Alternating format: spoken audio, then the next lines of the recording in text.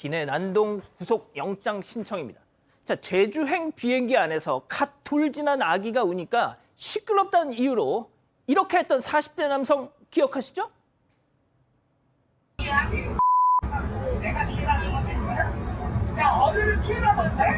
내가 하는 거는? 내가 여기서 싶어! 나보다 그래? 자신 없으면 애를 낳지 마라고 호기롭게 저렇게 난동을 부렸던, 그러면서 억울하다면서 사건 반장에 본인의 입장까지 전했던 이 남성. 자, 지금 엄청난 위기 상황이라면서요. 네, 결국 경찰이 어제 이 남성에 대해서 구속영장을 신청했습니다.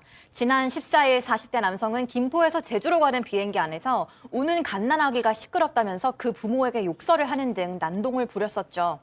그리고 남성은 아기 아버지의 멱살을 잡고 폭행한 혐의도 받고 있는데요. 경찰은 항공보안법 위반 등의 혐의로 어제 구속영장을 신청했습니다. 기내에서 누군가를 폭행할 경우 5년 이하의 징역에 처할 수 있다고 하고요. 기내에서 폭언, 고성방가 등 소란을 피워서 안전에 위협을 끼쳤을 경우에는 3년 이하의 징역 또는 3천만 원 이하의 벌금을 받을 수 있다고 합니다. 자, 박 변호사님이 네. 일단 영장은 신청이 됐고 어떻게 구속까지 될까요? 구속영장까지 이제 신청될 줄은 몰랐는데요. 구속이 원칙은 아닙니다. 수사는 불구속이 원칙이고요. 아하. 증거인멸의 우려, 도주의 우려가 있을 때 영장이 발부가 될 수 있는데 신청을 했다는 거는 이 사건을 안 좋게 봤다는 것도 있고 전과 관계도 뭐 지금 확인은 안 되고 있지만 예. 뭐 폭행 전과가 있고 그럼에도 불구하고 계속 반복하고 있었다면 아하. 영장의 가능성이 있는 거거든요. 어. 그래서 뭐 일반적으로 이 건 하나라면 구속되긴 어렵습니다. 왜냐하면 증거 지금 다 나와 있죠. 뭐 도망가거나 증거 인멸할 건 없거든요. 그럼에도 불구하고 신청을 했는 거 보면 뭔가 다른 게 있을 수 있고요. 어쨌든 간에 이 남성 상당한 위기에 빠져 있는 상황이다. 구속 가능성 있다고 봅니다. 변호사님, 뭐 그때 변호사님도 계셨죠? 네. 그때 저 남성이 사건 반장이 자신이 그렇죠. 직접 입장을 전해서 아예 아버지가 먼저 나한테 도발을 했다. 제가 이런 그 얘기를. 말을 좀 드리려고 했는데요. 그 부분입니다. 저희 사건 반장에 얘기를 해가지고 나는 잘못이 없다.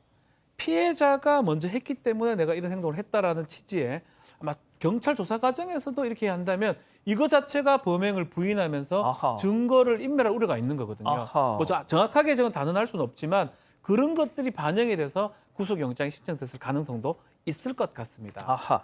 자, 그런 말이죠. 또 하나 있습니다. 이 경기도 김포에 저희가 이거 한 달 전쯤에 저희가 전해드렸던 소식 같은데 무인 인형 지금 나가고 있죠. 무인 인형 뽑기방 식사하시는데 죄송합니다. 바닥에 응가를 했던 저 여성. 그때도 이 어떤 혐의가 적용될까 논란이 있었는데 경찰이 결론을 내렸죠. 그렇죠. 저희가 이제 얘기할 때는 업무방해죄도 가능하고 기본적으로는 경범죄 처벌법상의 이 용변 받던 범죄 그건 뭐 그 가능한데 제가 그때 재물손괴죄 얘기를 잠깐 했습니다. 재물손괴죄를 지금 적용하는 방침입니다. 재물손괴죄가 우리가 얼핏 재물손괴 생각했을 때 부수거나 손괴가 일어났을 때 성립하는 범죄로 생각할 수 있는데 법문을 좀 보면요. 은닉, 숨기거나 재물을 부수거나 기타의 방법으로 그 효형을 해했을 때 쓰임새를 안 좋게 했을 때 다 범죄가 될 수가 있어요. 지금 타일이 변색했다 그러고요. 그 악취가 지금 제거가 안 된다고 합니다. 아이고야. 이 50만 원 이상의 어떤 수리비가 들었다고 하니까 이거는 효용이 깨졌다고 볼 수 있고 그러네요. 그래서 경찰이 재물손괴죄를 적용한다고 합니다. 알겠습니다.